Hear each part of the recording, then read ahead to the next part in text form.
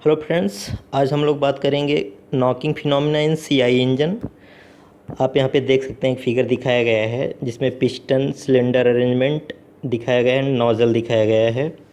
CI engine में air को compress किया जाता है और उसके बाद फिर उसमें फ्यूल इंजेक्ट किया जाता है। फ्यूल इंजेक्शन नोज़ल द्वारा किया जाता है जो कि आटोमाइज्ड फ्यूल के रूप में होता है। आटोमाइज्ड फ्यूल का मतलब है कि फ्यूल के बहुत छोटे छोटे पार्टिकल्स के रूप में फ्यूल आता है।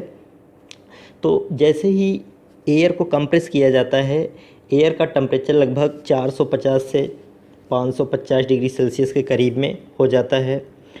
अब जैसे ही इसमें फ्यूल इंजेक्ट करेंगे तो फ्यूल ड्रॉपलेट्स जो हैं वो अपने सराउंडिंग एयर लेयर से हीट लेके इवापोरेट हो जाते हैं और इस लैटेंट हीट रिमूवल यानी जो इस सराउंडिंग एयर लेयर से लैटेंट हीट रिमूव हुई, इसके कारण इस एयर लेयर का टेम्परेचर फ्यूल के इग्निशन टेम्परेचर से कम हो जाता है यानी घट जाता है और जिसके कारण फ्यूल जल नहीं पाता।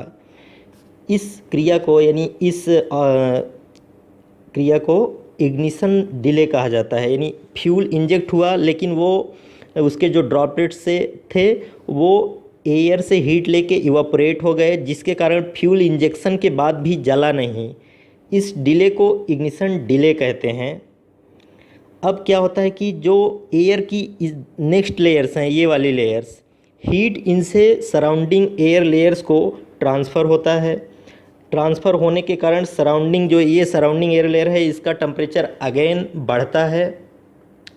लेकिन तब तक ढेर सारा फ्यूल यहाँ पे इकट्ठा कलेक्ट हो चुका होता है इंजेक्शन द्वारा और फिर कंबस्चन होता है। जब कंबस्चन होता है तो यहाँ पे क्योंकि काफ़ी फ्यूल कलेक्ट हो चुका होता है, इसलिए कंबस्चन में एक सडन प्रेशर डेवलप होता है जो कि डिजाइन प्रेशर से कहीं ज़्यादा होता है और वो प्रेशर वेव्स जो हैं सडनली इस पिस्टन पे स्ट्राइक करती हैं जिससे साउंड आता है और इसी क्रिया को हम लोग नॉकिंग कहते हैं। उम्मीद करते हैं आपको समझ में आया होगा। Thank you very much.